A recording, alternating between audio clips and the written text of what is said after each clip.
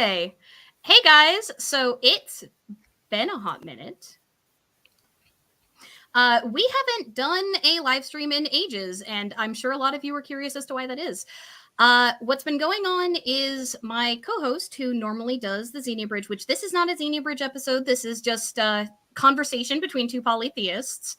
But Nervardia and I, Nervardia is a dear friend of mine. She's the co-host on the Xenia Bridge. She's actually went through some heavy stuff a few months ago. She talked a little bit about it on Twitter, but a lot of it's not public. And afterwards has been having a little bit of difficulty with finding time with her job that also lines up with my time zone, because Nervardia lives in Australia, which, by the way, is the reason, like, time zone differences is the reason this stream is 2 hours earlier than my streams normally are, because Kaz is all the way over in Europe and thereby needs to go to bed on time properly. So we need to do the stream a little bit earlier. So I want to talk a little bit, because we haven't done an interview in ages. I want to talk a little bit for newer people about the structure of these. Kaz is from an allied server to ours called Hieros Elaionas. They have been friends of the bridge for a really long time, like over a year now. Wonderful Hellenist-focused community. And he agreed to come on because we found out recently in the bridge during a discussion that apparently he is also Hittite revivalist. And most people don't even know who the Hittites even are, if they've heard the name at all. So that's something that's kind of rare in the community, and I thought it would be really cool to talk about. So the first half an hour, 45 minutes or so, we have a few questions that we've agreed on that we want to cover the basics. If you guys want to super chat for statements and stuff, during that time you can, but I'm going to ask, write down your questions a little bit separately, like in a text file or something else at first, because if we answer your question during that sort of introductory period that we're having there, then it might not be so useful to ask it during that time, and it'll also keep us sort of on track for that introductory stuff. After that, I'm going to open it up for questions. And at that point, anybody who does a super chat question, those are going to be prioritized first. Otherwise, we're going to go in order of like the people who are posting in the chat from the time that I say we're going to be taking questions. So I am going to be reading the chat. I am going to be watching for super chats and stuff like that. But if you have a question, wait until we call for questions, because it might get answered to begin with. So with that out of the way, we're going to be doing this a little structured. We're going to hopefully be going for around an hour and a half, maybe 2 hours at most. But if you guys are curious about stuff, like I said, put your questions somewhere off to the side, and we will cover it when we ask for questions. So with that out of the way, I introduced you as part of one of our allied servers, so people know that much. But like, tell us a little more about who you are. Okay, so yeah, as Ali said, I'm from the Hieros server, but in real life, I'm a PhD student at the moment. Just finished my first year, so in my second year at the moment, studying ancient history and linguistics. I focus mainly on the ancient Greeks, from like around the 5th to 3rd century, so the classical period. But I also focus on the Hittite Empire, which is quite a bit earlier, about coinciding with the Bronze Age. But at the moment, I'm living in London, studying here for the moment for the next couple of years until this degree finishes. And I do most of my work, things to do with like ritual, magic, religious observations, the power of belief, that kind of thing. My actual PhD thesis is on cultural plurality in ritual practice, so how one culture borrows from another and how one culture's practices and norms and values will appear somewhere else, and how that kind of knowledge is transmitted. So that's my kind of area. That's my specialism. As somebody who spends way too much time reading way too much scholarly everything, that sounds absolutely fascinating. You were kind enough actually to post a paper you had written on magic in the bridge too, didn't you? At one point, because we were asking about it. That would have been my bachelor's thesis, which was on the value of magic in 3rd to 5th century Athens. So how that was viewed by the society, philosophical writings, its presence in like the law, and then material culture, and like what we find and what that tells us about how magic was utilized by that culture, both by the higher classes and also like the more everyday person that you don't find as much written about. So if you guys, by the way, if you're a member in the bridge and you are past the gatehouse, you can actually find that pinned in one of the pagan chats. I don't remember which one it was in. I think it was Hellenism discussion, but it might be Hellenism questions. But like Kaz was kind enough to share that paper when we were talking about magic a couple of months ago, and I pinned it. So that's something you can just find in there because he was nice enough to share. So the first question that I wanted to ask you was, most people don't know who the heck the Hittites even are, like where they were, like the span of their empire, which is often talked about, the Hittite Empire. So let's talk a little bit about like who they were, where they lived, that sort of thing. Very basic 101. You've never heard of them overview. So they are from central Anatolia, so modern day Turkey. That's the area in which their empire where it was situated. Originally, they aren't native to the area. They are believed to have migrated there through the Caucasus, probably linked to Russian migrations quite a while earlier. But they settled and established their first kingdom around 1750 BC, then founded another kingdom up until 1650, and then the Hittite Empire that's the most famous and what I will be talking about the most, started in 1650 and would reach its height by about the mid 14th century. So they kind of line up with the Greek Bronze Age. Their lifespan was from 1650 till 1190. So they kind of fell with the Bronze Age collapse. They took a lot of these Mediterranean cultures with it. They are one of the cuneiform cultures, so like Mesopotamia, so Sumeria, Akkadian, Babylon. So would they be classified under the Semitic sort of umbrella then, or they would be so they're Semitic, but they're the most western of the Semitic group. So they are part of cuneiform culture, but they had the most contact with places like Egypt and Greece because they are so close to the landmass geographically. And also their trade routes passed through Crete, so they had a lot of contact via that trade route, which was important to their trading economy. So, aren't there some interesting theories regarding syncretism with some of the Hittite deities that led to a lot of the views that we currently have of some of the Greek deities? Like I know that Aphrodite is one of the ones that frequently gets cited. Yeah, and there's it's slightly more tenuous now, but originally Hecate was. But now we kind of think more African, but originally Anatolian. And even if there's not a direct borrowing, one of the Hittite deities, Kanu-Shepa, is almost definitely somewhat linked to the figure that was Hecate by the classical period. So whether she originally came from that other place, she was definitely syncretized, more than likely. There was definitely influence from the two.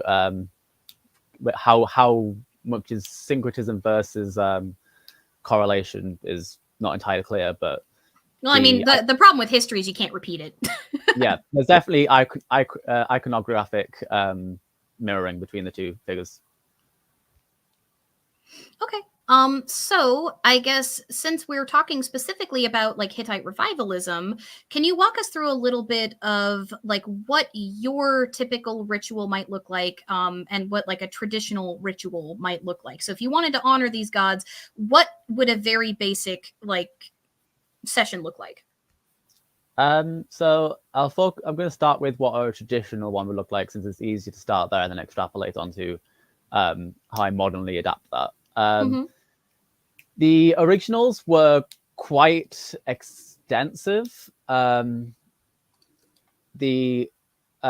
start with public festival ritual was quite extensive because public festivals in the Hittite world were very long affairs. The average duration of a festival for Hittites was a couple of weeks. Like the spring festival was 38 days. So their festivals quite often lasted, what we now know as a month. And they would be characterized by very, very long processions. So typically multiple cities. They would start in their capital and then they would go to generally Arena and then other key religious sites with an end city in mind. But the city it was changed. When they would get there, they would do the ritual of the gates, where they would pass through the main gate and then through temple gates. They'd have dancers, jesters, people performing, both for the king, because the king himself, whilst not a god, he was the representation of the god, until they got to the temple that needed, whether that was the temple of the storm god or a solar deity, whatever. At this point, everyone else would stay outside, and only a select people would actually enter the keller, the actual place where the statue was housed. At this point, there would have been libations performed to not the god to start with. Originally, it would be to the deified furniture inside of the temple, because the Hittites deified everything. They'd give libations to the door frame, to the door handle, to the throne, which the animism everywhere. Yes, everything was a god. So everything would get libations, and then the statue himself would get a libation. Potentially also they would be wiped down with oil, dressed, fed. At this point, you would then leave the keller, and the feast would be performed. This would normally start with what is known as drinking the god. So you drink from a cup that is meant to both represent the deity and be the deity himself. You drink the liquid and ritualistically embody the deity at that point. So whoever it would be the king. So kind of like the Eucharist then, like for Catholics? Yes, very similar. You drink it and you take the god into yourself. So for those who aren't familiar, like the Catholic Eucharist, it is believed that when the priest like prays over the wine and the little bread or cracker bits, that they symbolically like and ritually in a almost literal sense become the blood and body of Christ, which you then imbibe. So that's what the comparison that I was making for folks who might not be familiar with it. Yeah. And then this is when it gets very similar to Greek ritual. The meat is then roasted, and specific parts are offered to the god in question. In this case, it was things like the liver, the heart, kidneys, thigh especially, and the fat. Obviously, in Greek ritual, often the fat would have been wrapped, bits would be wrapped in fat and then offered to the gods. And usually the bits offered were like the thigh bones, particularly. Like they'll say, you know, I've offered to you fat thighs, you know, like of oxen or of XYZ animal, depending on which god you're talking about and which rite you're talking about. Yeah. So that is how that gets offered. There is then, again, very traditionally, prayers. The specific kind of prayer used in these things in the Hittite word is called a mugawar. There's two main types of prayer for Hittite religion, but the mugawar is like the prayer of exaltation. It's not a prayer of supplication or anything like that. It's a purely exalting prayer to be like, you know, look how amazing you are. Prayers of praise, basically. Yeah, that's done. So like the equivalent of like the praise songs that Christians and stuff sing. Like, you know, look how awesome you are. Yeah, exactly. And then, you know, people would sing and dance and perform for the god. And that is essentially how the average ritual would go. So except for certain minutiae, it's very similar to the standard ritual that most Hellenists would know. But obviously, recreating that in one day, slightly different. You know, we can't. Yeah, because that's state religion. Yeah, we couldn't do, you know, a 38-day procession to another city, or necessarily go find a massive temple. But certain parts. Do we have records? Do we have records of like home worship that would have existed, or is it kind of some of the problem that we have outside of written sources with Hellenic stuff, where it's mostly what we have is like the ritual of the state rather than as much about home worship? It's tangentially we kind of, so there are certain figures in Hittite religion who were not just priests of the state. They were also priests or priestesses, more in this particular case actually, who would go house to house and would also participate with what might be covered as a household ritual, especially cleansing rituals or rituals to like fix quarreling lovers, that kind of thing. We have a lot of that kind of thing in terms of like specific context for certain rituals done within the household. So we actually don't have a particular lack of ritual. for that kind of thing. Looks like we had a little bit of a net issue. Oh, whoops. Oh, you're back. Sorry, where did you last get to me? You got lack of, and then it just paused on your face with your pen in the air. We don't have, I was saying, there's not a particular lack of household ritual texts because we have them through the practitioners who went to households to perform rituals within households were recorded. So purification rituals in households, rituals to calm lovers that weren't doing well, childbirth rituals, things from midwives. We have a lot of that kind of stuff. So the actual ritual texts aren't particularly lacking in that aspect. So, but they're kind of more like the Wandering Montes. It would be like if we had texts from them rather than like specifically, say in the plays, for example, we get lots of examples, or even in the Odyssey, we get lots of examples of a basic sort of home ritual where somebody would address the gods and then pour out a libation just in their house. Or like Hesiod tells you to pour libations twice a day, in the morning and at night to the gods as like normal household practice without needing a religious officiator. Do we have any records of that in Hittite polytheism? Or was it more of a function of more official people who performed a lot of this stuff? I think in that case, it is very similar to Greece in the sense that a lot of the evidence for that comes from material culture rather than literary. So we have, we have examples of what we believe to be altars or istanas in homes. We have pits that we found that we assume were sacrificial pits or somewhere to deposit offerings. We have votive offerings, but yes, our actual record of literary aspects of that part, we don't have so much. Okay. So what does your traditional ritual look like? Like what would walk me through a very basic ritual on your end if you wanted to honor the gods? Do you syncretize it all with the Greek gods? Like do you honor them in the same ritual, or would you do something separate? I personally keep my Hittite polytheism and my Hellenic polytheism separate. Not necessarily because they clash, they don't really. I just personally find it easier and not comfortable to treat them as two separate things for me. So you're more of a multi-traditionalist than a syncretist in that regard. Yes, for the most part, yes. Although the actual ritual structure for me isn't that different, because they're just not. But the way that I approach a Hittite ritual for myself in one day is essentially just a toned down version of the traditional. So rather than a procession through multiple cities, it'll be from point A to point B. Preferably, it'll be like through a doorway because that'll be my gateway. I then approach my shrine from the left, which is how you would do it traditionally. The entrance to the temple is on the side, so you can't approach the god directly. I would do that, and then the libations I would do the same. Drinking the god, I would do the same. Again, I know I'm not the king of the Hittites, but since we don't have one, I can take that role in my ritual. I don't see why not. And then the rest of it I can just do as I normally would. The sacrifice, again, not a whole cow, but sacrifice some of my meal.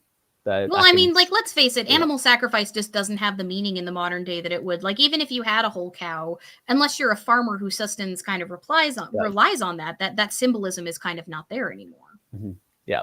So I guess kind of, for me, my reconstruction for my personal religion is just a microcosm of the traditional version on a more manageable scale.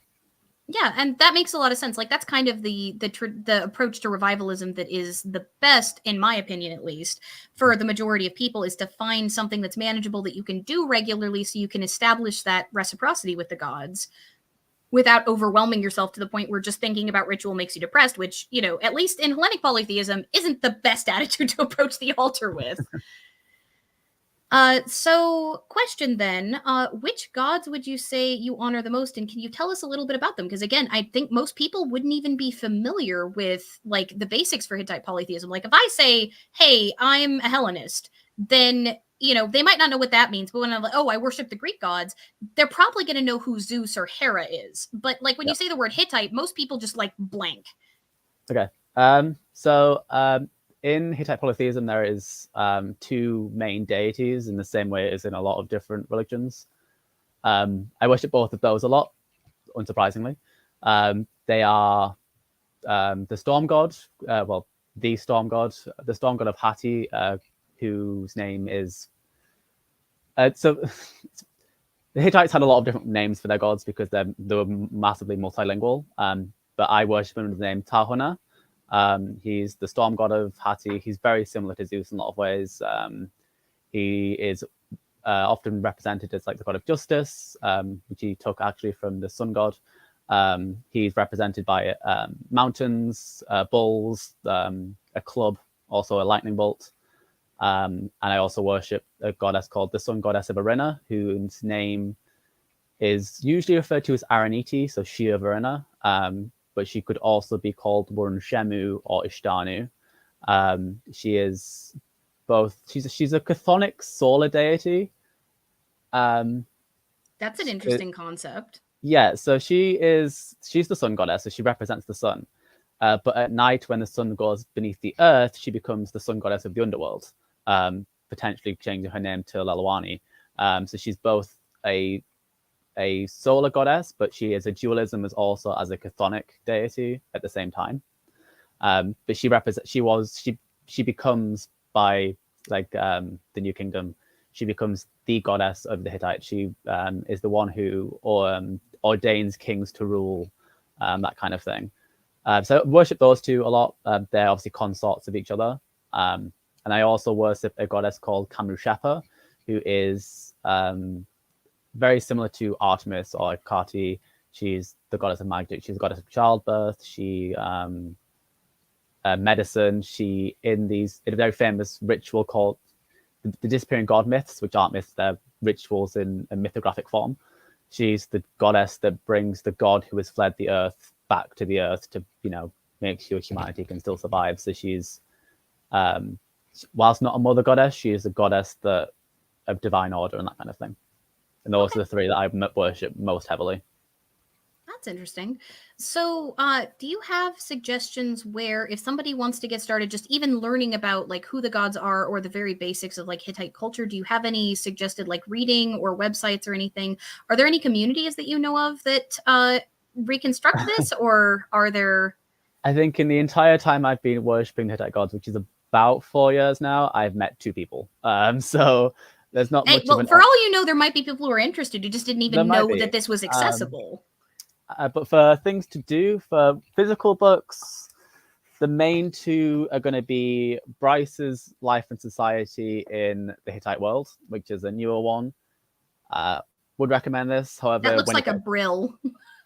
It's an Oxford Classics one. Actually. Oh, it's Oxford. Okay. Yeah. Oxford and Brill have very similar binding. Yeah, it's good. If you get to the point about the old woman, there is actually a bit that is now wrong. Just in case you ever decide to read this, where he conflates the old woman with the Hittite midwife, the Hasiwa. That's now been disproven to not be true. But still, overall, a good book. A classic primer is The Hittites by O.R. Gurney.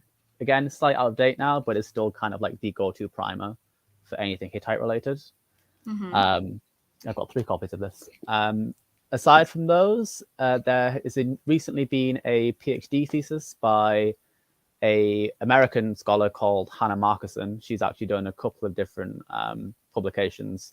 The one I was referencing at the moment is one about the Munamesh Sugi, so the old woman. That's very good if you want to read about female ritual practitioners and that kind of thing. Anything by Hannah Markuson, very good. Would recommend. Aside from that, there is a online database for Hittite like text, a bit like Perseus Tufts, but like the Hittite version. Oh, that's cool. By the way, for people who don't know, Perseus Tufts is the Perseus Online Digital Library, which has free translations for a lot, not all, but a lot of very commonly cited Roman and Greek texts. The vast majority of the philosophers, the poets, playwrights, if you've heard the name, they probably have something from them. There's a few of the philosophers, like when you start getting into the later Roman period, like some of the philosophers like Plotinus and Iamblichus, they don't have stuff from. But the vast majority of things, when you guys see quotes pop up in my videos, it's probably from Perseus Tufts because it is open source and free. And like you can actually look at the original Greek and everything. So if you're looking for that, like it's an amazing resource, especially if you're studying the language, because like they have the entirety of the Little and Scott lexicon in a searchable database, and it is so useful for if you're trying to look up uses of a word to study. Yeah, the Hittite one is called Hittiter, so HETHITER.net. It's a German website, but you can translate the page. That'd be your best place to go to for like a systematic like bibliography kind of thing. You can search like a topic and it'll bring up primary and secondary sources about that topic. Do you want to give folks a quick definition for people who haven't seen my researching history video on what a primary and a secondary source would be? Sure. So the primary sources are things that were written or recorded or from the culture itself. So for Greeks, it'd be like Homer's Odyssey is a primary source. For the Hittites, it'd be XYZ tablet from Hattusha would be a primary source. A secondary source is someone else writing about that thing. So, for example, my article about magic is a secondary source about magic in ancient Greece, but Plato's works would be a primary source about magic in his like Plato's Laws, for example. But it gets more complicated because Herodotus would be a secondary source that is also kind of a primary source for us, but it's a secondary source for the things he's talking about. Yes. However, I think I would still classify him as a primary source because and it's just in the sense that he lived the culture, whereas so I'd say he's a primary source in terms of experience, but a secondary source in terms of collation. Yeah, what specifically he's talking about. Yeah. All right. So tell us one really interesting or fascinating thing, either from the mythology or the practice that you think people might be interested in, like that might give them kind of a taste of what they'd be looking at. Okay. So I was going to bring up, because not everyone likes, but it's interesting, was going to be the Hittite relationship to the Iliad or the Trojan War. Well, that's cool. Because there's quite a strong theory that the Iliad is actually originally a Hittite myth. Or at least the Trojan War myth is originally a Hittite myth. And there should be, we haven't found it, but in theory, a Hittite version. I have seen so many scholarly fistfights about this, for the record. Yes. There are very passionate people on both sides of this theory. However, the site of Troy is in Anatolia. It was originally a Hittite location. It was a place called Wilusa, which then became Ilios, which becomes Troy. Which makes a lot of sense because, like, when the Greeks write about Troy, they do it with almost the level of suspicion that they do with, like, the Scythians or the Thracians, where they're like, they're so weird and they do these things, but they're Trojans. Yeah. And then the Achaeans, so we have a Hittite text that refers to something called the Ahiawans, which chronologically lines up with when the Trojan War happened. The theory is that the Ahiawans is cognate with the Greek Achaeans. So it's actually the Ahiawans versus the Wilusans. So it's Wilusa versus Ahiawa, Achaeans versus Ilios, Greeks versus Trojans. So the theory is that it's actually the Hittite, a Hittite place versus the nearby Bronze Age Achaeans is the myth of the Trojan War, which makes sense in the actual Iliad because a lot of the names, a lot of the practices aren't Bronze Age Greek, but they are Anatolian. For example, the funeral of Patroclus is not Greek. We know that the Mycenaeans did not perform cremations. The Hittites did perform cremations. Patroclus is cremated in the funeral of Patroclus. There's a lot of Hittite ritual norms that exist within the Iliad and the story of the Trojan War that don't exist within Greek culture at the time. Oh, that's interesting. Because I had read that there were battlefield cremations that would be done, but typically the normal burial would not be cremations. Not for the Mycenaeans. The earliest, we find cremations at the site of Troy. So we know there's a theory that actually cremations. Okay, so you were saying the Mycenaeans specifically, not the Greeks overall. I thought you said Achaeans because my brain was being. Oh, well, in this point, Achaeans are the Mycenaeans. Yeah. Because it's Bronze Age Greece. So at the point it is, but Achaeans was the word that translates from Ahiawan. Mm-hmm. But it's still Bronze Age Greece. So we haven't actually got Greek as we know it yet. Yeah, we still like there's some really interesting debates because I know that Christiane Servanu Inwood, for example, got into it with a lot of scholars because she suggested that not nearly as much Mycenaean practice as was originally assumed had survived into Greece. That's like some of the names did, but a lot of like practices were just lost. And I'm curious what you think about that, considering we're kind of talking about this potential syncretism and the differences that we see in some of those stories compared to like what the Mycenaean evidence looks like. No, I would agree with her. The practices of Greece changed a lot after the Bronze Age collapse. Funerary practices changed dramatically. Ritual practices changed. Offerings, again, in Mycenaean times, we know human sacrifice was relatively common. But obviously, post Bronze Age collapse, we don't have that anymore. Well, and I mean, it survived in places like Carthage for a really long time too. Yeah, but a lot of the Bronze Age practices died alongside all of the cultures that disappeared during the Bronze Age collapse. There's still echoes of them. Again, I'm studying echoes of Hittite ritual practices in Greece post the Bronze Age collapse. They do exist, but people do want. Some scholars are very obsessed with trying to find a continuation that doesn't exist, because a lot of scholars still laud. Michelson is the one that really comes to mind for that. A lot of people view Mycenaean Greece as like basically the Greek Golden Age, because they're like, oh, we had lovely palaces and all of these things, so they want to find evidence that it continued.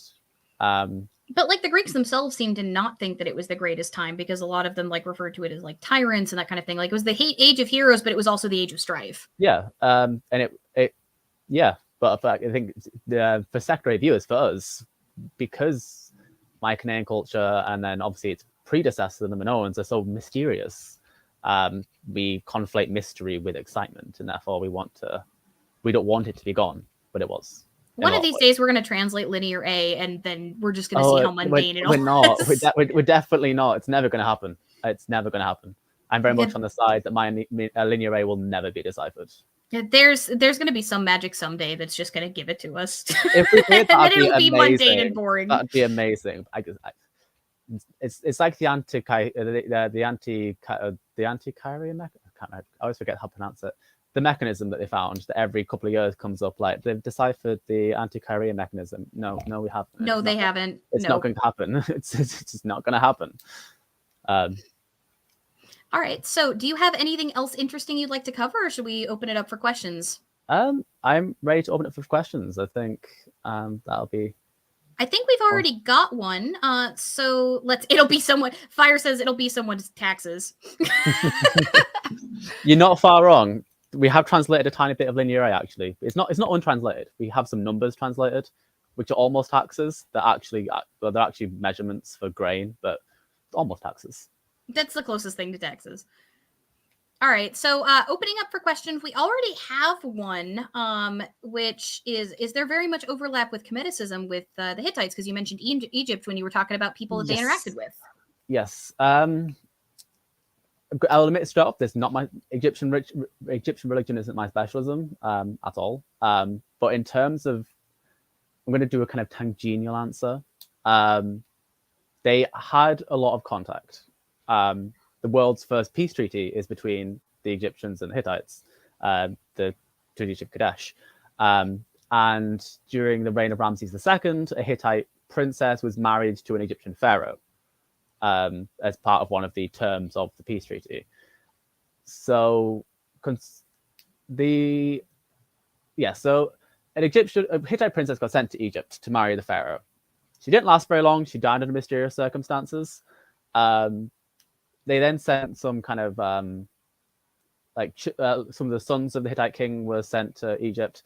So there was a lot of passing of Hittite culture to Egypt via people, whether that was marriage or Hittites sent to study in Egypt or Egyptians sent to study in Hattusha.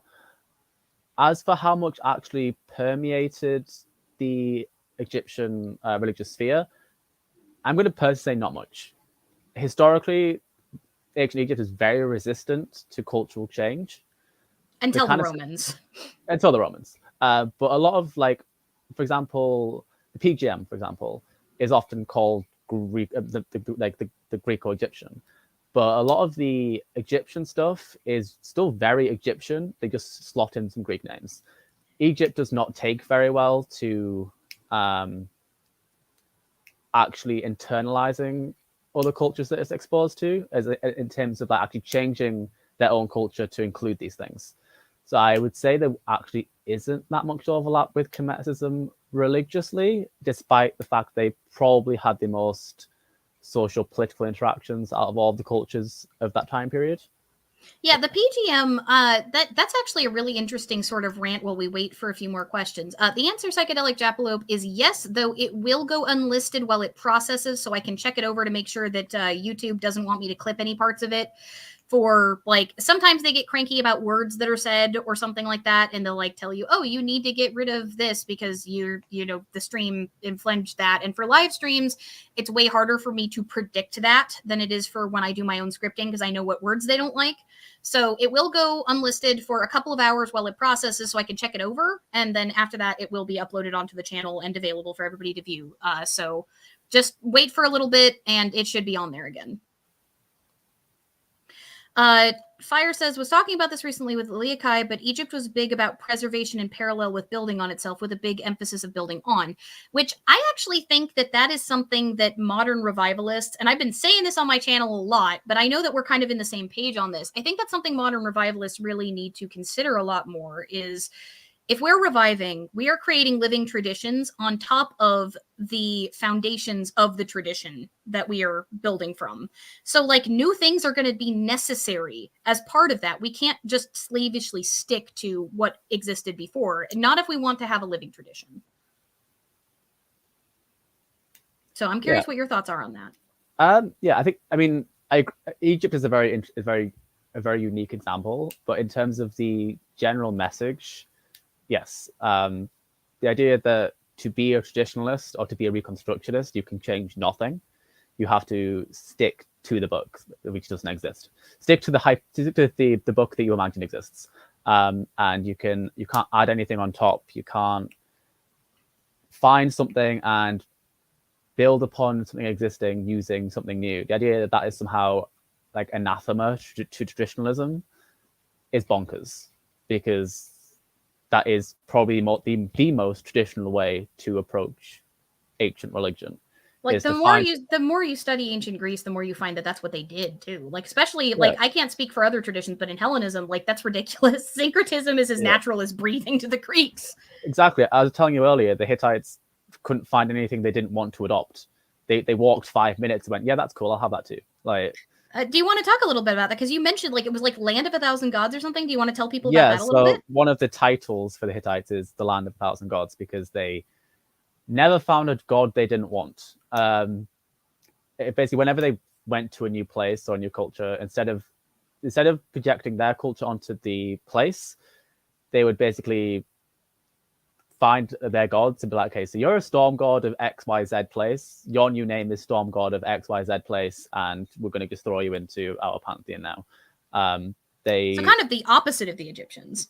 Yeah, instead of like, essentially, apart from Sobek, which ends up being 25 million Sobeks, but that's fine. They would go to a new place, and they would either take that god and just move it into their pantheon and give it the name of storm god of XYZ place, or it become another name for an existing god. I was saying earlier how Tahuna, the storm god, had like 25 million names. Because in Hurrian it's Tahuna, in another one it's Teshub, Tahunt. They just had lots of different names for the same god, because they had so much cultural influence that they had so many different languages. So one language was called by one name, and instead of making that lots of different gods, they were just different names for the same god.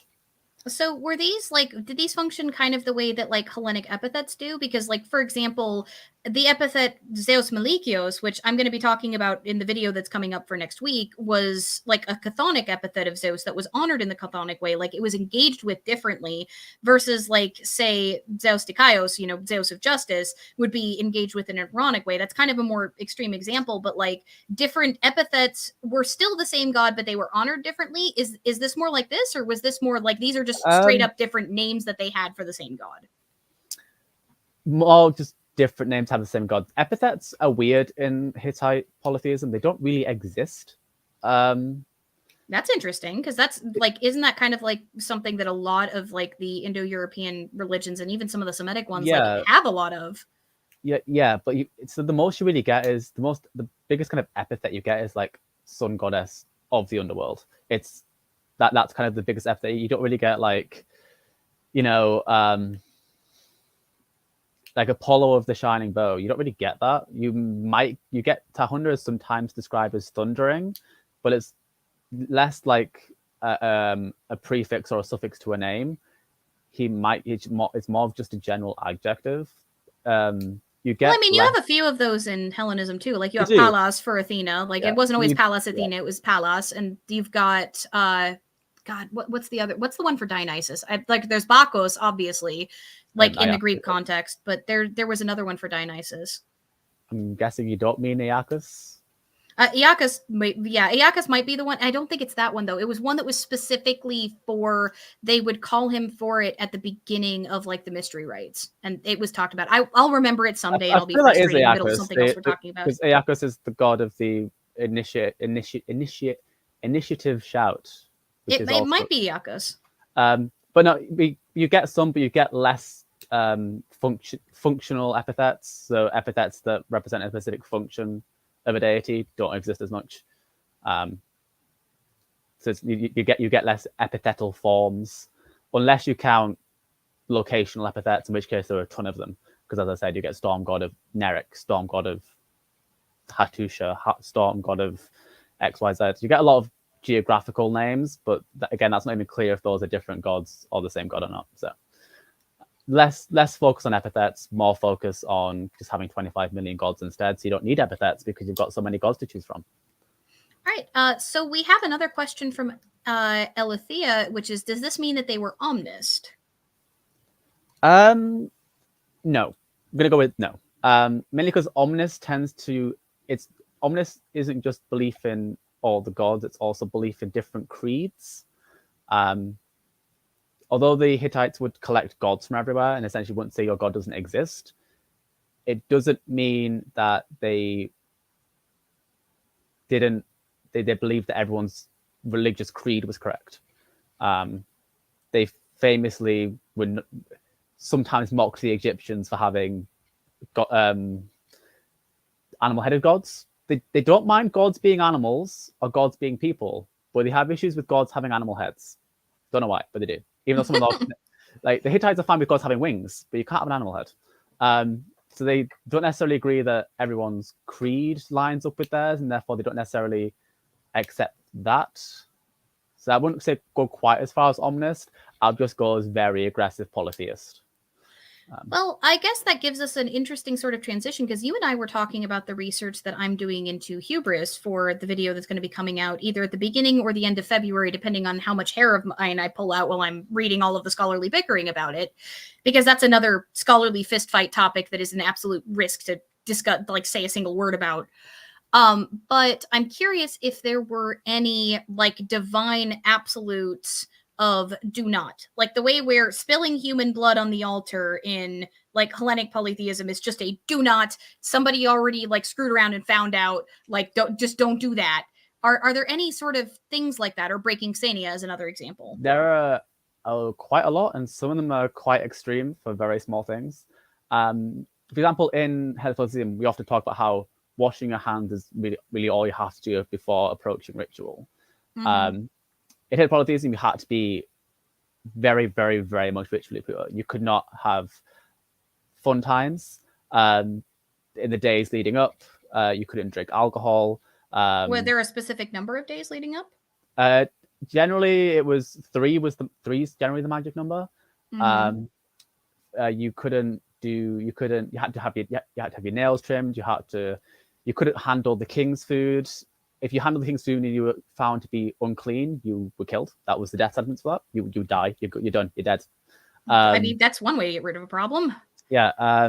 You had to, when you were performing for the person who had drank the god, you had to remain facing them at all times. You were not allowed to look away. Otherwise, that was disrespectful to the god inhabiting the person's body. The god had to be cleaned, washed, and fed. Otherwise, bad things happened. You obviously couldn't eat the god's food. You had to make sure that if you missed out on festivals, that caused a big thing. Not decorating the discs of the gods, so they got sun discs essentially, was a bad thing. A lot of things were called issues. It was much easier to offend the gods of the Hittites than it was to offend the gods of the Greeks. Yeah, the Greek gods, like, people call the Greek gods petty, but like there's a very short list of things you can do to screw up and actually like anger them, and most of them are inaccessible to modern people. The good thing about the Hittites, though, is that the way that, so I talked about one kind of prayer, the Mugawar prayer. There is another kind of prayer which is basically set out as like a legal defense. Basically, if you think the gods have done something and you think they've done it unjustly, you can basically call them out on it. Wow, that's interesting. You can basically, the Hittite view of the gods is that the gods aren't infallible. The gods can make mistakes that end up being bad for the gods. Which, I mean, like early Greek poetry very much seemed to see that same way. There's just nothing humans could do about it. Like the gods were capricious and there's nothing you could do about it. So there's the famous plague prayers of Massili II, who basically says, we're dying. If we die, there is no one to pray to you. If you don't stop this prayer, you're only basically ruining things for yourselves. Which sounds a lot like the help me so I can help you type prayer structure in Hellenism. Yeah, but so there's often an argument in Hellenism. How much do the gods require our prayers? How much do what we offer the gods actually keep? What does that mean to the gods? For the Hittites, there was a belief that our prayers and offerings do sustain the gods. If they don't Aristophanes thought the same thing too. That's literally what the birds is all about. But like Plato was like, no, y'all are wrong.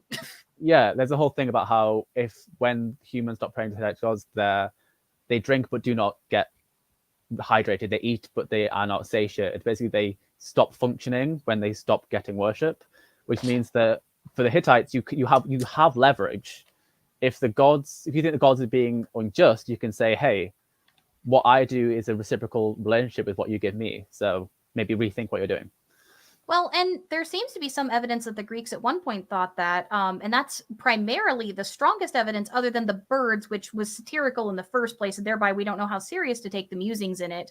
The Homeric hymn to Demeter, which like Zeus kind of having to stop Demeter from like starving humanity because like the gods were being deprived of their offerings, which it's not implied that they're going to die or anything, but it's implied that it's upsetting. Yeah, I mean, which means that they clearly get something out of it. Yeah. Also, the Hittite gods wouldn't have died. They can't die. They are still immortal. But their existence becomes a bit like how you imagine Asphodel to be. Like, nothing is fulfilling. But on the topic of the gods being like able to be not threatened but bargained with, you find that a lot in ancient Greek magical texts, magical formulae. The idea that mortals have leverage against the gods. That you do have things that they. Which not Plato require, also hated. Yeah, he hated that idea so much. I know. If not acquire, that they heavily desire. And I know Plato hates them, but I hate Plato, so that's fine.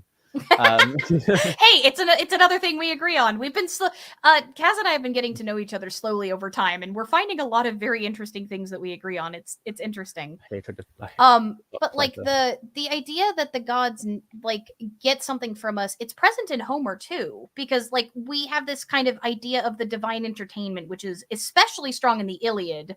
But you get it a little bit in the Odyssey too, like the gods watching us because it gives them something to do. Yeah, I think and like that's present in the idea of like paideia, and the idea, I'm trying to remember the actual Greek term for it, but it's the idea of like positive, joyful sort of messaging during festivals and things, like never saying a negative word during a festival because like we want the gods to enjoy themselves so much that they like give us the blessings that we're asking for. Yeah, I prefer that way. For my personal philosophy of like human interactions with the divine, I prefer that over the idea that the gods are entirely autonomous to their worshippers. Which that's a that's Proclean idea, isn't it?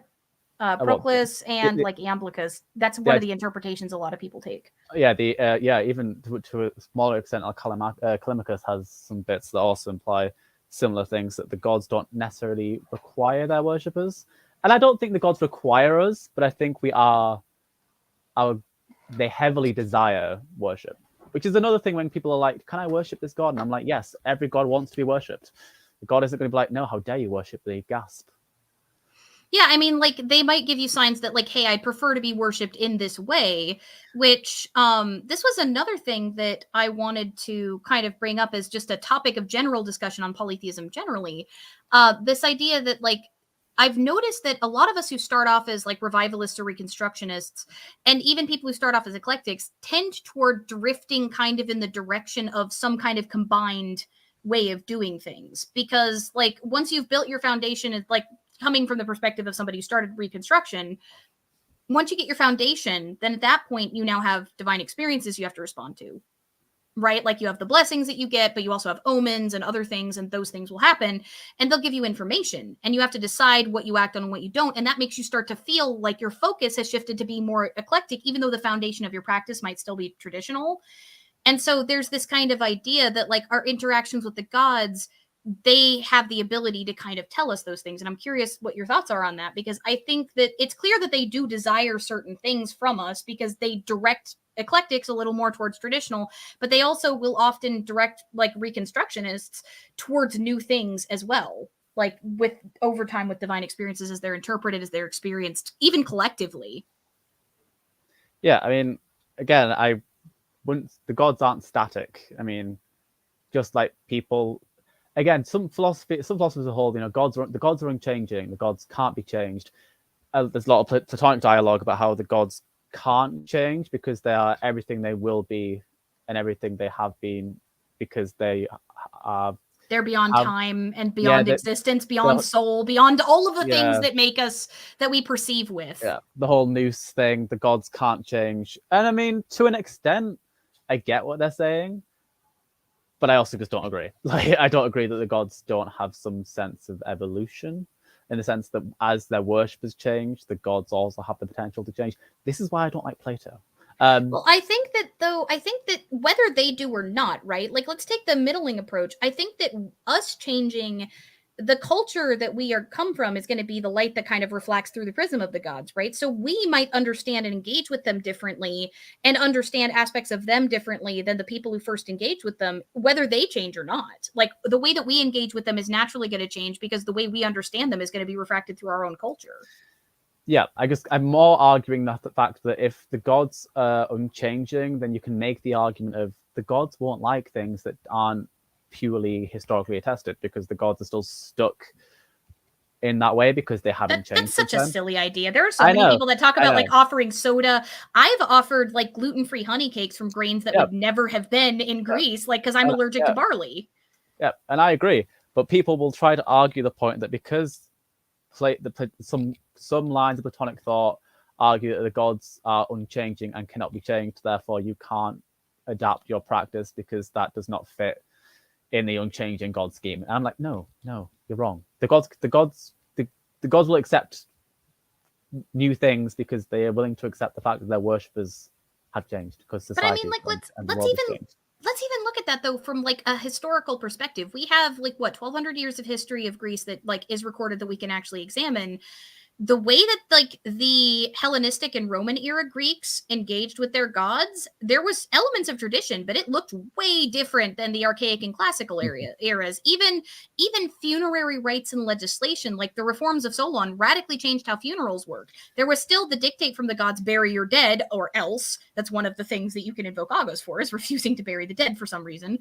But like the way it was done changed a lot. The way funerary rites worked changed a lot. Even like new festivals sprung up and old ones were forgotten. Like, things changed. Yeah. We've got a question. Oh, we got a question. How does that work with gods that literally change, like Persephone and Kore? Very interesting question, and very happy to answer, sort of.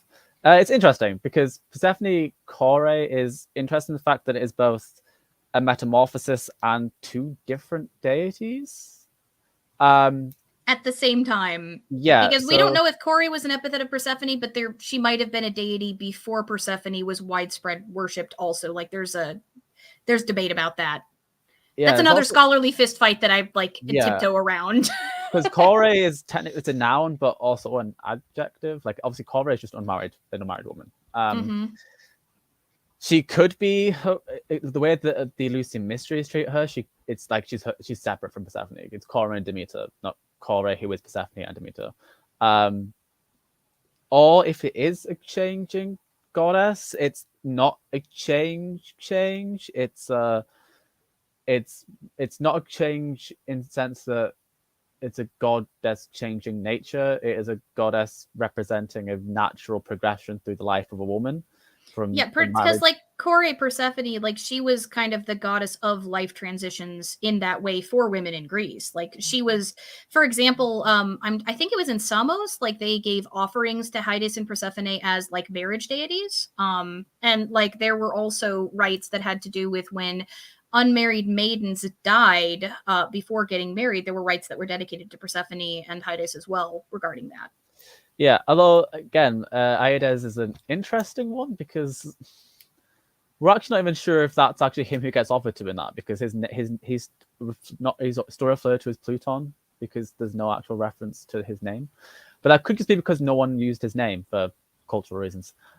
Well, we do have lots of evidence that like using his name was considered like, oh shit, I've now drawn the attention of death. That's a terrible idea. Like people were very afraid of death deities. You get something very similar with other death deities in surrounding cultures. Well, I recently read the theory that the fear is nothing to do with Hyades the god, it's Hyades the place. That they're worried that they were going to attract the energy of the underworld to themselves, not the god himself, because their names are interchangeable. That makes a lot more sense, honestly, especially given that like his name just literally means something to the effect of hidden. So like, but also if anybody's seen my series on necromancy, the dead were very active force in Greece, or at least that's what they like. That's definitely what they believed. Like Biothanatoi especially were a force to be reckoned with. That there were so many rites and purifications and potions and amulets and like traditions and rituals that just dedicated to like appeasing the dead. Most people don't realize that like hero cult is literally this pissed off ghost who died here away from his family is still pissed off. Let's like do rites every year so that his anger becomes beneficence. Yeah. Who's the sorry? I always forget who the other ones who collect the souls are. Who's the angry females? Thanatos' sisters. Oh gods. Are you talking about the Erinyes or no? The spirits of violent death. Oh gods, yeah. Whose names now? Yeah, that's the one. The Keres. Yeah, the Keres. And names also forget me. Nick sent a $10 super chat. IOW, the gods be complicated. The gods do be complicated. Yeah, the gods are complicated, and that's another thing. Like with especially with traditions that are not as well known, like say Hittite polytheism. Can you suggest anything for folks who are trying to establish reciprocity with those gods who are interested in them to help reduce the like god of label problem that we have? Like, for example, if you just were to call Zeus the god of lightning, you miss 90% of everything he ever did. Do you have suggestions for sort of finding resources or at the very least kind of starting to break out of that mindset if somebody wants to engage with those gods? Since we talked about how the stuff that's surviving is a little bit mixed. Yeah, your best bet is to start with a location. Pick a city, pick a starting point. I mean, the easiest option is to pick the capital. So say if you just start with Hattusius, you then kind of extrapolate from there. So the specific gods were worshipped in specific cities. So you kind of avoid the whole storm god of X problem if you pick a regional form or a regional place, because then you can focus on what that god meant in that location rather than what the god meant more widely. Also, chances are the bigger the god you pick, so like the more important, the god the you more pick. widely venerated gods. Like Yes, that's the like because we'd say pan-Hellenic for the more widely venerated Greek gods, yeah, like versus the local gods. yeah. So if you pick a god that is more widely venerated, the easier it's going to be because you're going to have more sources for it, more information, that kind of thing. Than if you pick someone less venerated. Generally, if you stick for things like Inanna, who for the Hittites was called Shoshka, or like Tahuna or Arina or Lalwani, then you're going to be pretty safe because there's no shortage of ritual examples of how those gods were interacted with. But aside from that, you just kind of hope for the best. Well, and do you have any suggestions for like sources on like the mythology and on developing sort of discernment? Because like with Greek stuff, we have so much discourse on divine Yes. experiences and what they looked like and that sort of thing. Do you have suggestions for where to look for that sort of thing if you're starting to develop the like Charis with the Hittite gods? So for myth, sorry, where are you? Come here. Thank you for the $2 Canadian super chat, Psychedelic Jackalope. That's very, very generous of you. For myth, there's the Harry Hoffner Hittite Myths second edition is going to be your go-to for myths. The Hittite is interesting in the sense that there actually aren't that many specifically Hittite myths. A lot of them are Old Anatolian and Hurrian myths that have then been adapted by the Hittites. The Hittites don't actually have that many recorded original myths that are just their own.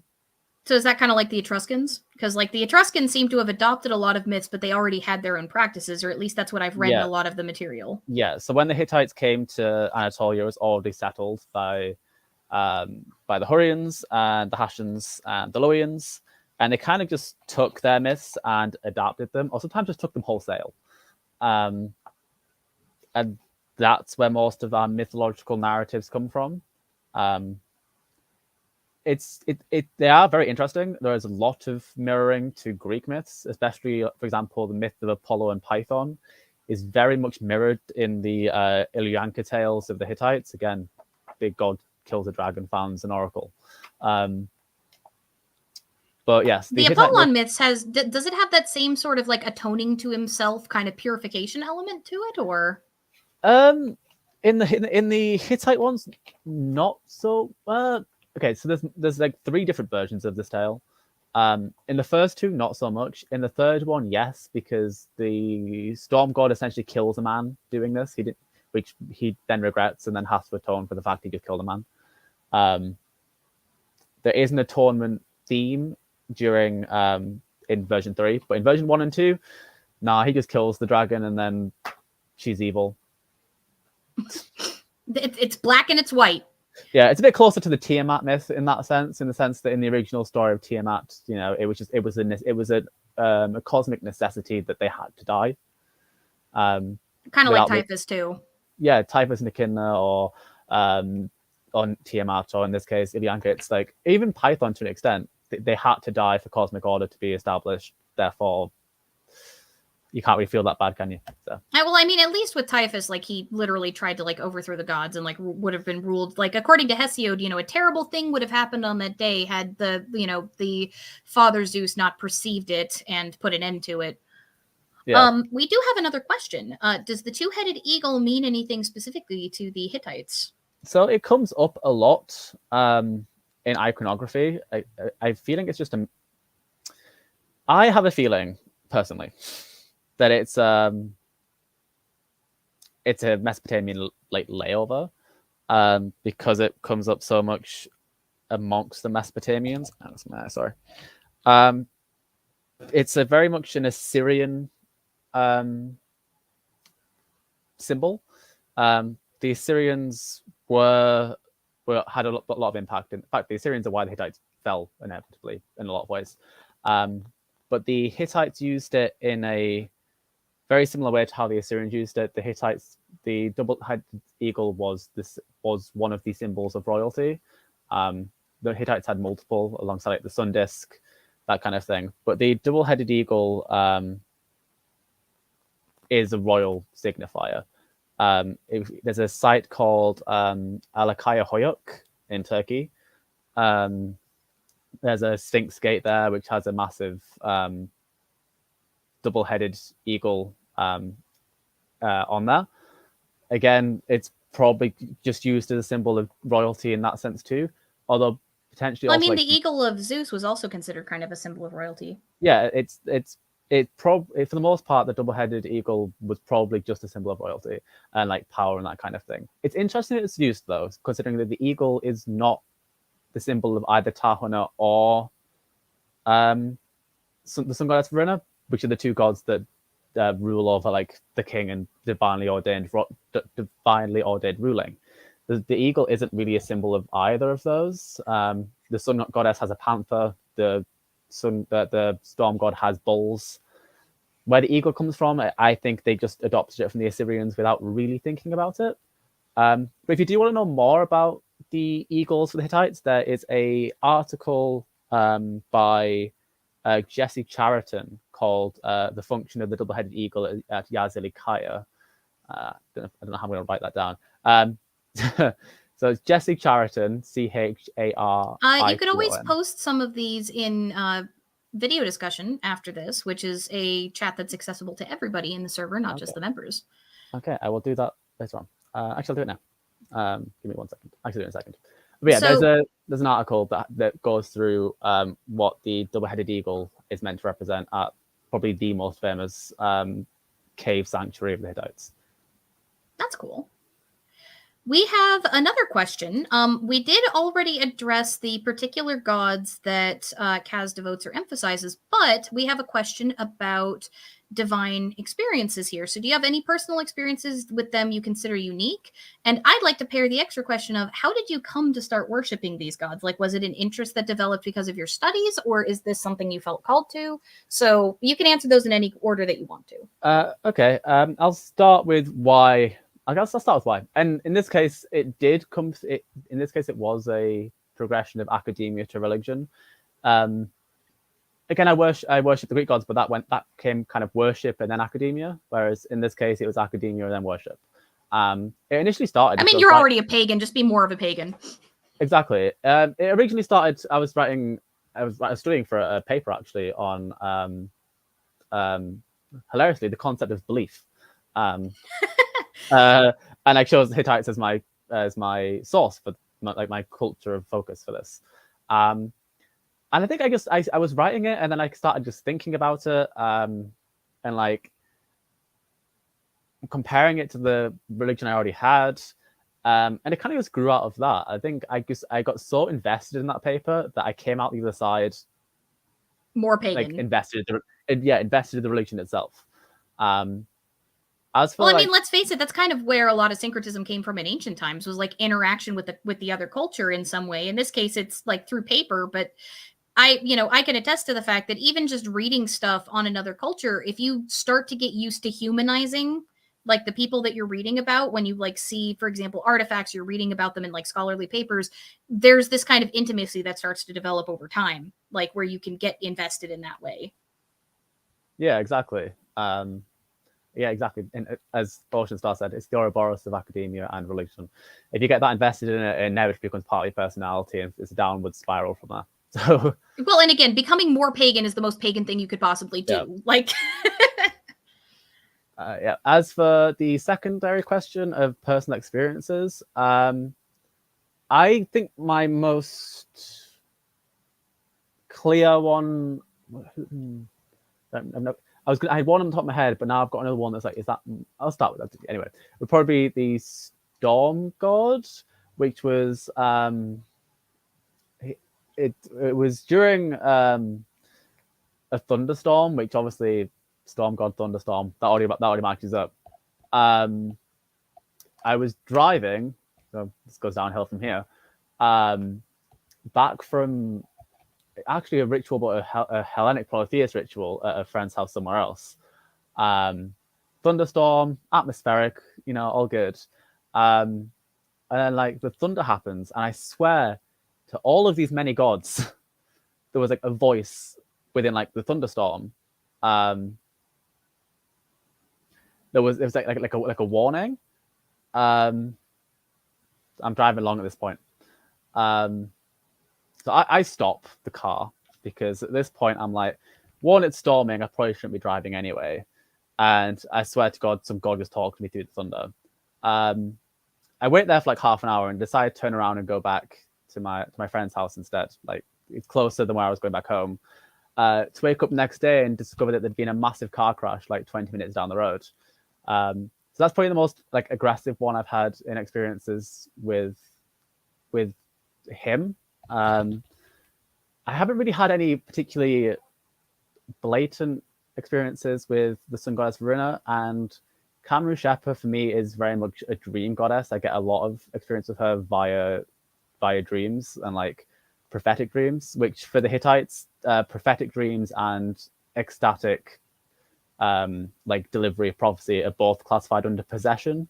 It's believed that if you have a prophetic dream, it's because you have been possessed by a deity.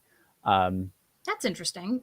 Whereas with like in Hellenism, there are like two different kinds of dreams. There's like the kinds that are just the normal dreams that are dreams, and then there's like the epiphanic dreams, but most of those were delivered by specific gods. Like there are certain gods that you just don't see in dreams very often. Yeah. Well, for the Hittites, there are two kinds of message dreams.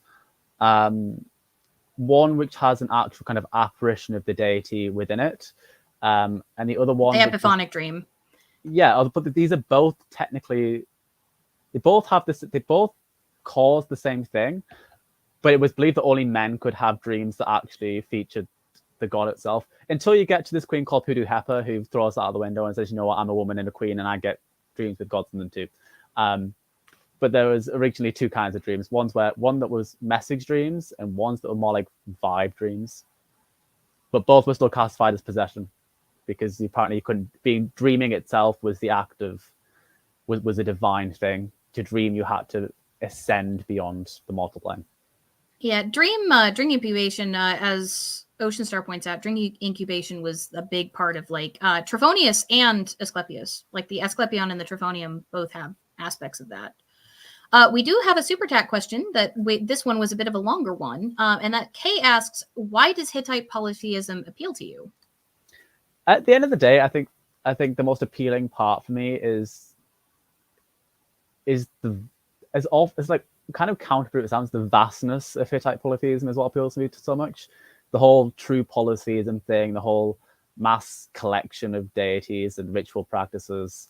They were the paganist pagans. Yeah, that's the most appealing part to me. Is that everywhere you look, there's such an evidence of cultural like cohabitation. And that massive mix, this melting pot of like ritual and religion and languages, is probably the most appealing part to me. So we have a follow-up to the eagle question. Do you think that the double-headed eagle as a symbol of royalty in the Hittites has a connection to Byzantine and Ottoman use? Thanks for the info. It sounds like from the previous thing, it sounds like it has more of a connection to like older stuff than that. Yeah, I mean, the Byzantines probably still looked to the Assyrians more than they looked to the Hittites. I mean, it's entirely possible. I mean, the Hittites, modern day Turkey, Ottomans, it would make sense. I would still think they were aware that the origin of the double-headed eagle was Assyrian and not Hittite. But there's definitely a connection between the ancient Near Eastern use of the double-headed eagle and Byzantine/Ottoman use. How far that goes, I'm not sure. The Byzantines and the Ottomans are way too late for it to be my area of expertise, like several hundred years or thousands in the case of some parts of Hittite history. But it definitely trickles down that way. How much it intersects between the Hittites or just goes straight past Hittites from Assyria to Byzantine, or probably Assyrian to Roman to Byzantine, because the Romans got their eagle from the Assyrians too. Is probably how that tracks. The Romans stole everything from everybody. That is the thing that they were the best at. Yeah, the hoarders. They were just hoarders. So this is actually kind of since we don't have any more questions in the chat for a moment, I have an interesting question for you, and that is, as a multi-traditionalist, which I'm a multi-traditionalist as well, I practice some traditional tribal practices that have been passed down in my family, and I keep them completely separate from Hellenic everything. But unlike with you, it's because they actually kind of are incompatible. The level of trust that is required for engagement with the Greek gods is not the level of trust that you give some of the entities you interact with on that basis. But I'm curious what you feel, is there a difference in the kinds of experiences and the kinds of relationship that you have developed with the Hittite deities versus like the ones that you developed with Hellenic gods? Honestly, I'm going to go with not massively. I have, from my experience with the Hellenic gods and my experience with the Hittite gods aren't that different. I would say that for me, the Hittite gods are more. I feel a more innate humanism behind the Hittite gods than I do for the Hellenic gods. I can find if like say if there was like levels like of like planes, like humans are here, and like for me the Hittite gods are like here, and then the Greek gods are like here. I find that the Hittite gods are much more relatable to mortality than the Greek gods are. So anytime we say anything about the Theoi, we have to say with the caveat, except for Dionysus. Yeah. He's the exception to everything. Yeah, except for Dionysus. Yeah, I find that the Greek gods for me are a bit more. I don't want to say more cosmic, because not the right word, but I mean, even Homer described them as distant, again, except for Dionysus and maybe Hermes. Hermes, being the most friendly of the gods to humans, is also very, very personal. I do find a bigger sense of removal between humanity and the divine in my relation, in how I view the Greek gods versus the Hittite gods. I don't know. I think maybe it's because the Hittites emphasize how human their gods are and how flawed they can be. It's much more relatable. Like the Hittite gods I could often describe those as stroppy. Like one of the biggest rituals is that the gods get stroppy and they try to leave, and then you've got to bring them back again. Like in some ways, they're very human, and that makes them much more relatable in some ways. Not that it's necessarily better or worse. Like I love the Greek gods, and like the way that I interact with them is amazing, and I would not change anything. But it is a difference in how I relate to these different deities between these two different religions. Well, I mean, they're different traditions and they're also different families of gods. So, like, they are likely going to engage differently. I've heard heathen friends who engage in syncretism between like heathenry and Hellenism that the heathen gods are a little more personal but also more wild in a lot of ways. Like in their experiences, these are me recounting things other people have told me. I'm not saying that this is a universal experience. I have to give the caveat there, but these are stories that I've been told, whereas the Hellenic gods are a little more distant, but they also have this element of I mean, in my experience, there's this element of the wideness of their view. Like, Solon's prayer to the muses, where he's like, humans can only see this tiny portion and you guys can see everything and we're so prone to folly. Like, there's that kind of feeling there when you interact with the Greek gods, that they're so much bigger than any of the problems you could be bringing them. And there's a comfort in that too. There's a phrase that will probably become a part of deity merch now that the community has more or less rioted for it, which is don't tell Athena how big your problems are, tell your problems how big Athena is. And as like, given she's my patron goddess, that rings so true. Like, she's not what I would call like an intimate or loving goddess per se, but there is this element of like, she is the teacher and she like teaches hard lessons, but she's always there for you too. Yeah, exactly. Totally. Yeah. And she's also very direct. Like when she shows up in a dream, she tells you exactly what she wants, exactly how she wants it. We have a super chat question from Ocean Star. Outside of ritual practice, is there a context where you would reach out to either the Hittite or Hellenic god of a given subject rather than the other? It's a really interesting question for a multi-traditionalist. Yeah, which is yes. Part of it is literally just how I'm feeling. But for the most part, look, vibes are literally praxis in ancient times. Yeah, but honestly, I tend to do both. The answer to me is normally both. Like, for example, if I need justice, for example, I'm probably going to reach out to Zeus or like Nike, for example, and then also reach out to Tahona. They're both justice gods. I'll probably reach out to both in two separate rituals. Just, if you've got the access to both, why not use both?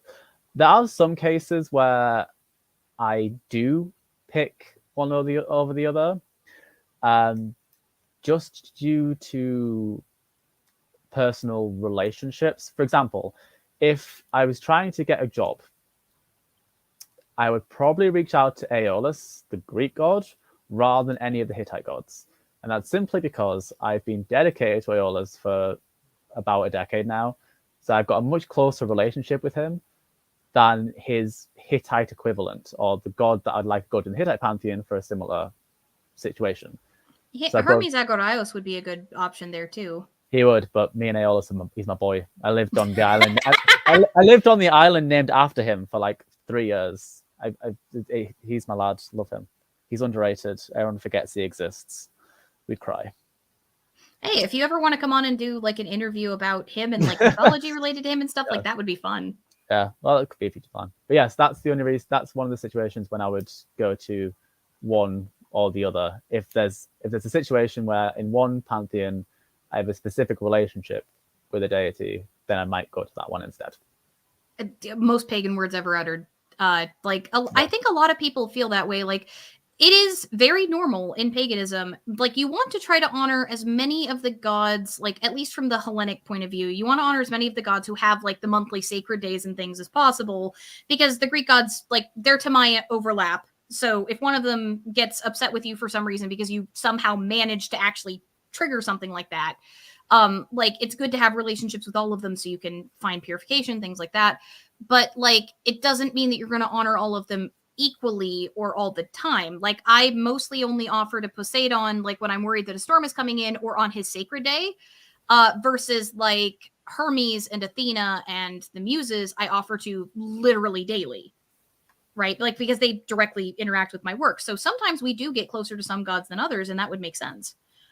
We have a super chat from Hammond. It doesn't help that the God of War games somewhat portrays the major flaws of the gods better than Disney's We Love Everyone Kumbaya. I disagree. Like, I'd say that they portray the stereotypes of the flaws of the gods, and I'd say that the Disney portrayal is almost a little more human, like with Heracles. But, like, Heracles also is a whole bag of wax himself because he's complicated. Yeah, I also haven't played God of War, so I can't judge. We do have another question here. Does the Hittite language play any part in your practice? I'm very glad you asked, because I will rant about languages till the cows come home. I am privileged enough to have learnt the language alongside several others, so it does play a part when I can. I will say the prayers in well, sometimes in Hittite, sometimes in Luwian or Akkadian, but I will use the language for prayer or invocation, or if I'm just for like the names of things. I will attempt to say the gods' names for me, because I can, as close to the original as possible, because for me, that's one of the ways that I honor my gods, by using their language. But it's only because I have been lucky enough in my life to have learned the language. It's not a requirement, obviously. But yes, I do use the languages of the Hittite culture within my practice, yes. Well, there's a psychological benefit, even if you dismiss theological benefit entirely, there's a psychological benefit, I think, if you know another language well enough to do it, that you now kind of have this shift in your brain, just like purification beforehand, that, hey, I am now in the presence of the divine, and like that being a flag for that. And I think that that's also really important to talk about.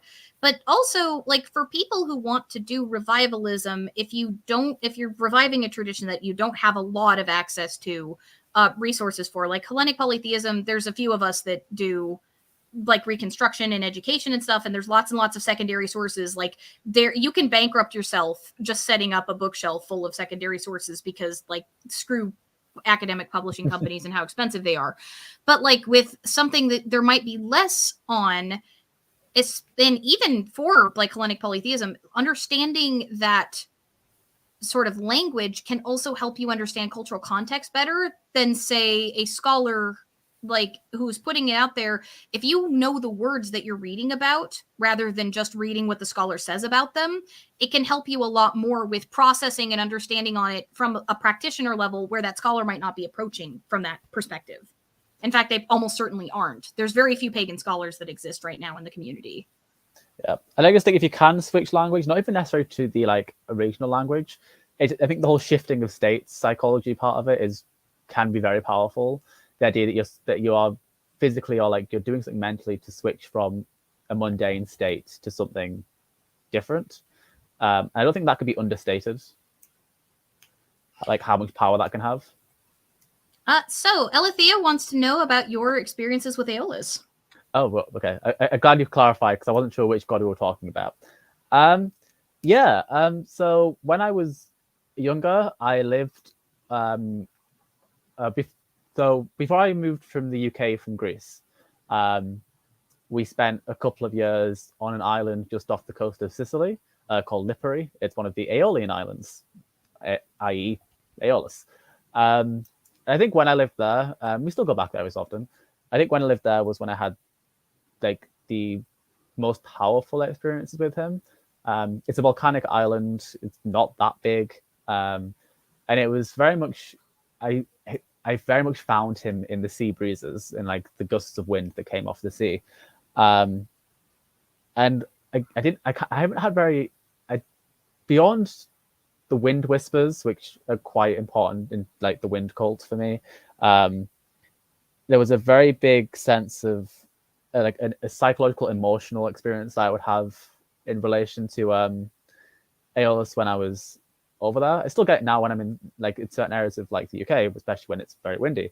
But when I was over there, it was particularly strong the feeling of presence that I would get when I was there, and I do very much relate that to the fact that Aeolus is, whilst he's divine, his mythology very much reinforces the fact that he has so much interaction with humanity, and the feelings that I got while I was there were very much an almost tangible presence of divinity. So that's my kind of experiences with him. Very much stronger when I was there, but still very much similar here. And I think the wind cults are like that. The wind cults are very much encompassing. That's cool.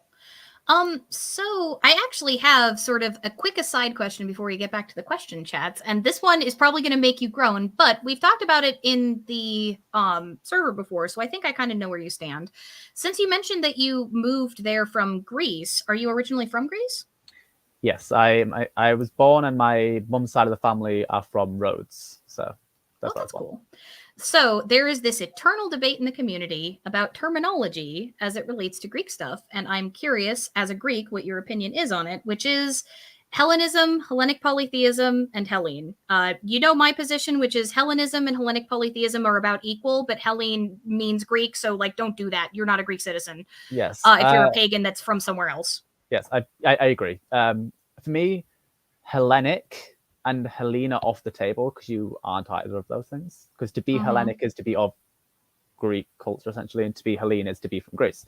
Most people aren't those things. Hellenic polytheist, Hellenist, those two, again, they're fine. Like, I think Hellenic polytheist is probably the most accurate one, in my opinion. But it's also long and unwieldy. Exactly. In which case, Hellenist, that's fine too. Like, that's still accurate.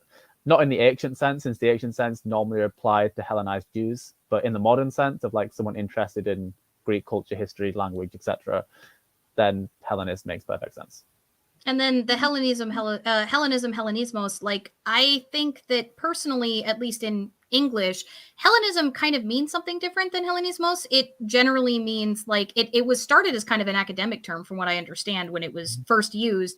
It's like the study of ancient Greek culture specifically, whereas Hellenismos, it's got that connotation and it's also got the modern Greek culture. So like to me, I think calling the religion Hellenismos, unless you're Greek, might be problematic. I'm curious what your thoughts are. Personally, I've never really run into Hellenismos, really. Not gonna like, I don't run into that people who use it. I've never personally used it. There are literally 101 books that are titled that. I've seen a couple of them, but one, never engaged with them. I don't really see it come up, even like with other Greek people that I know.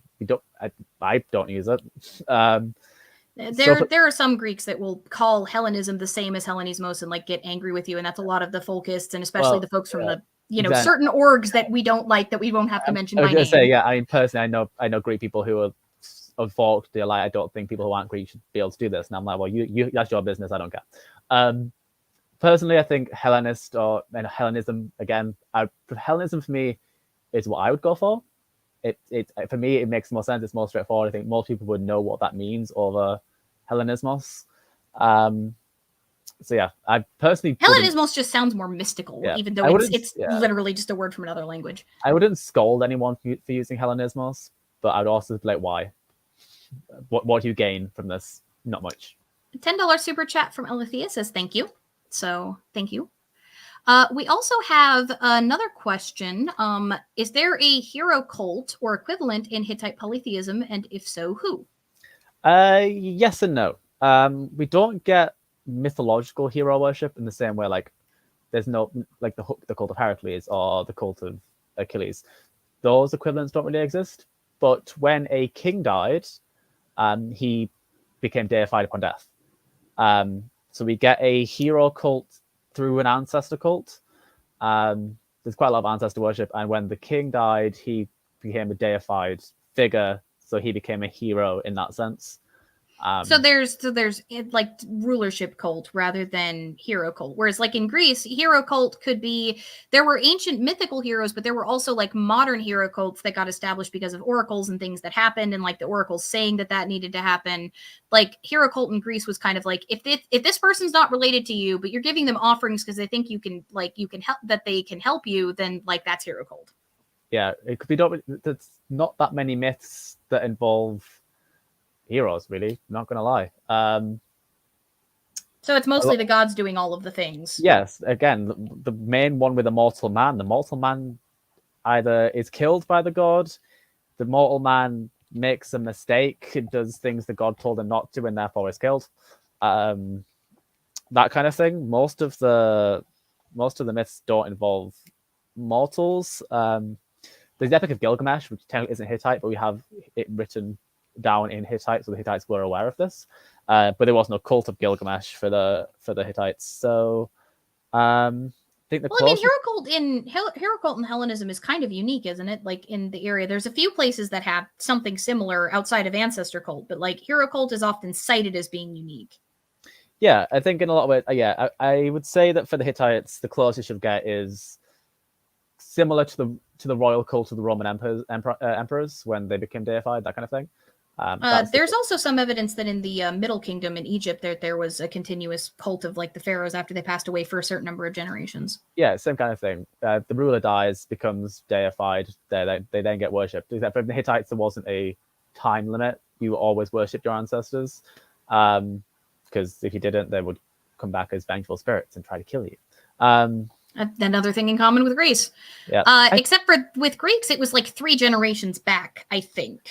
It's similar in Hittite, to be fair. Like after a certain amount of generations, you stop naming them. They become an unnamed mass, but they still the Tritopatores. Yeah, and also there's an ancestor, but like your ancestors are all the kings and queens who came before you, which may or may not actually blood relations. So yeah, Fire mentioned the cult that I had just mentioned, the cult of the pharaohs, but also hero cult that were in some notable people that had a place in popular cultists around the temple. That's interesting. Mm-hmm.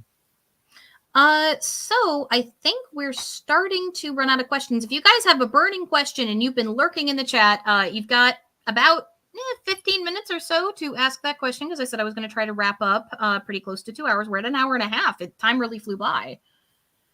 So is there anything interesting that you would like to share with either your experiences with Hittite polytheism or, again, like a fun sort of mythological thing? And clearly there aren't that many mythological stories, but is there an interesting one that you'd like to share, or is there something interesting about the practice that you want to share? Before I go on a tangent about magic, which will probably turn up because it's me, Hey, again, we can always do another interview about magic because that's like what you study, and it's something that since I don't practice it, I just don't feel called to. I don't think it's wrong. I've defended magic in my stuff, but because I don't practice it, like it's something that I'm not as experienced with. But I would love to do an interview, considering it's literally what you're studying. That would be really cool. As for like, I'm down for that, by the way. As for like myths, there's quite a sad one. I mean, it's kind of interesting, but also sad, because the one I was telling you about, the human guy who dies. Basically, the goddess Shorshka, she's beautiful, obviously, but also very angry all the time in myth, always angry. Comes down, and obviously the guy falls in love with the goddess, and the goddess is like, "You can have me, but you must come to this house and never look out of the window." So he goes to the house, and he's with the goddess, and he's in love with her. But then he hears the voice of his wife and child that he forgot he had because he was so in love with this goddess. So in the end, he looks out of the window, and he sees his family, and then he's sad. So the goddess is like, "You can go back to them, but you must fetch this arrow that falls from the heavens to reach the earth." So he's like, "Yeah, I'll catch the arrow. I can do that." So he runs to catch the arrow, and he's running across the horizon to catch this arrow. And he gets to the end, and he goes to catch the arrow, but the arrow falls over the edge of the world. And it's only at that point that he realizes the arrow all along was his own child. And then the goddess kills him. And I just get, wow. I'm just like, brutal. Elathea, we actually did mention day-to-day practice earlier in the interview. Do you want to give a quick rundown about like how often do you worship? I think would be a good like transition for this question. Yeah. So in terms of day-to-day practice, I don't do festivals. So the Hittites had about 165 official festivals. So like the Athenians. Yeah, except for this is just institutional festivals, not the smaller ones. But they had a lot. Obviously, I don't worship every single one of those every single day. But there are certain things I do every day. So there's this thing called a Hawassi stone, which is like a little stone that's meant to represent a deity. Every day I will wash, anoint, decorate, and feed the Hawassi stone, which I personally use as a more general representation of the divine rather than a specific god, because otherwise you need so many stones, and my room does not have space for that many stones. So every day I will give the gods through this one object the attention that they require. Give a libation, because that's not too, like that for me. That's relatively easy to do. I have a little gutter on my balcony that I pour the libation into, so it's like a little trough. Pour a libation. I will do a prayer. This is all on a morning as the sun is rising, and then when I get home, I will say a prayer to the sun goddess in her underworld form as she sinks into the underworld. And that's my day-to-day practice, just something not too intense. Okay. And then like you, apparently that's daily, so that's actually some real dedication there. Yeah, I try to do it daily. It's obviously I'm human, I'm fallible. There are days where I get back from work and I'm like, I'm going to bed. Good night. FML. Yeah. Screw today. I'm done. Yeah. Signing out. Yeah. So some days I forget to do one. Like, I might remember the morning one, but if work is late, then I get back and I just don't do the second one. I mean, that mirrors like what Hesiod had said about, except for on the inauspicious days, like morning and evening sort of prayers and like, that sort of agrarian connection. I feel like that can really help keep you connected to the cycles of the day, where we can live very indoor lives, very separated from things like the cycles of the seasons, the cycles of like the agricultural cycles, etc. And like that kind of daily practice, especially if you tie it to the sun like that, can be really connecting in that way. Yeah, and luckily the Hittites had a similar day-night cycle as the Athenians, where they start at sunrise and end at sunset. So it's like, that makes my life easier. At least the calendars kind of follow each other.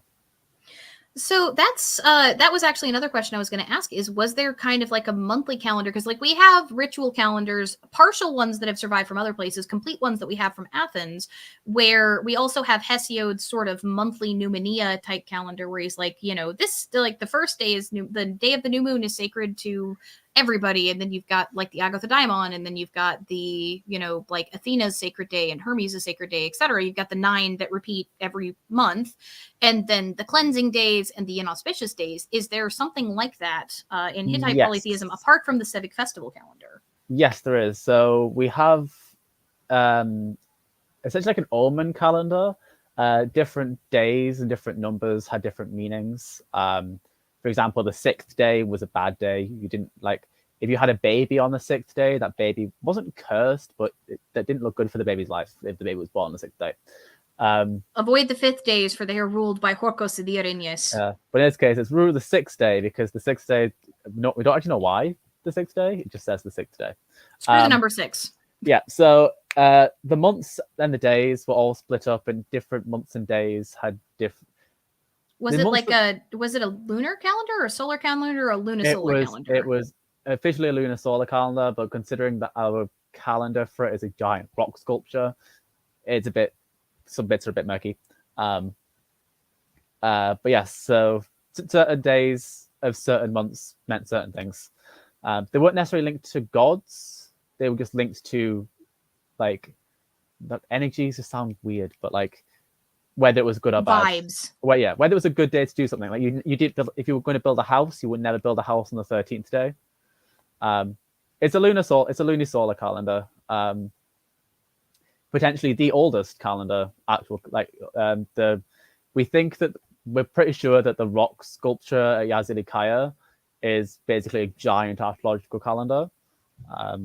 To do with so it's got the lunisolar calendar and also like certain gods represent certain like constellations or cosmic events, and the whole relief is one giant calendar.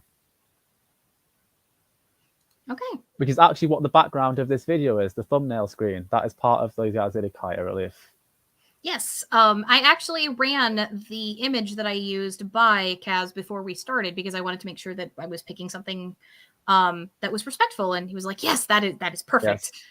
Yes. This is the central relief at the end of the giant procession. Shows Teshub, Hebat, and their son, daughter, and granddaughter.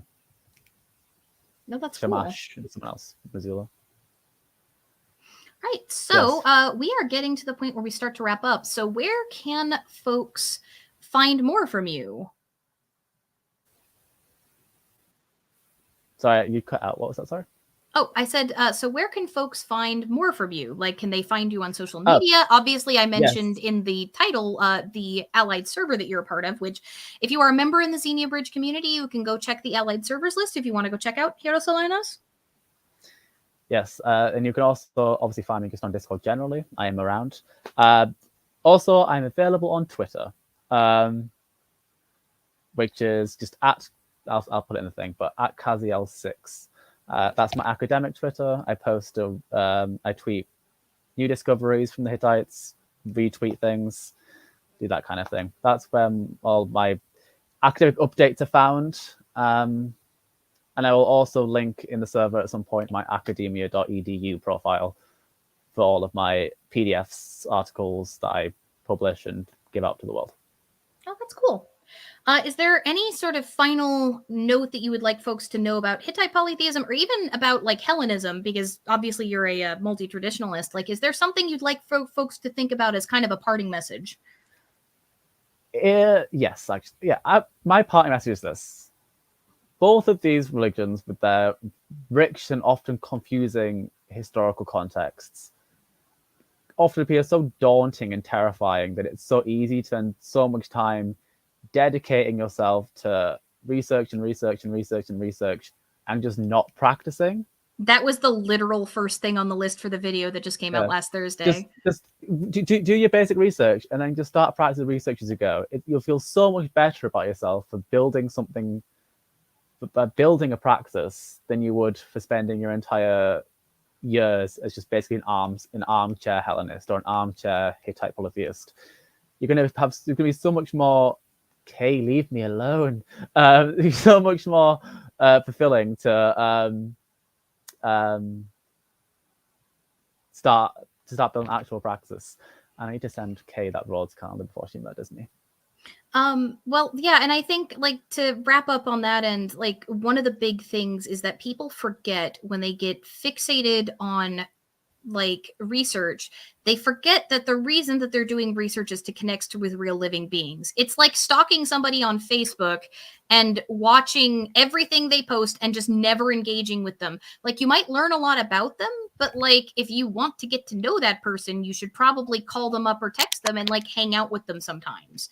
And that's kind of what praxis is. Like obviously it's a lot more formal and complex than that, but like the point is that if you want to build a relationship with an individual person of some kind, you need to spend time with them. And it's the same with the gods. We're building relationships. This isn't about like thinking mythology is cool, though that can be a motivation for establishing praxis with the gods. It's about building relationships with beings that are incredible and amazing and that want these relationships with us. All right. So with that, thank you so much, Kaz, for coming on. And we will definitely have to schedule after the broadcast is ended. We'll have to schedule maybe in a month or two to talk about magic, because magic in Hellenic polytheism is, again, it's incredibly complicated topic, especially when you get into the, well, most of it was syncretized with Egyptian Heka, but there also was some native magic practices in Greece. And like we can, how we figure out what those are, because the time they were written about, like they were also kind of dogged on a little bit. So it'll be interesting to kind of parse that since you've actually actively done research on it. Yeah. To address what Kay said, it's a lunar solar calendar, not a lunar one. And the Rhodes calendar is coming soon. All right. So thank you again for coming on, and thank you all for hanging out with us. And I will, unfortunately, I have to wait until it processes because apparently it didn't like something we said. So I need to go through the video and figure out what the heck YouTube took an issue with before I can repost it. But the video VOD for this, it's going to go private for a bit while it processes, and it'll be up in a few hours if you want to link to it to other people. So thank you guys again for hanging out, and I'm hoping that I'll be able to do live streams on the off week a little more often. I've been going through some stuff myself and have just been very stressed out, and also the workload of producing longer content has been a lot. But I'm hoping that the bridge will be coming back sometime soon, and I'm hoping that I'll be able to do more streams like this where we do interviews with members of the community or of allied communities that have interesting practices to talk about, because I think that we can learn a lot from each other. So thank you guys again, and remember, we're stronger together.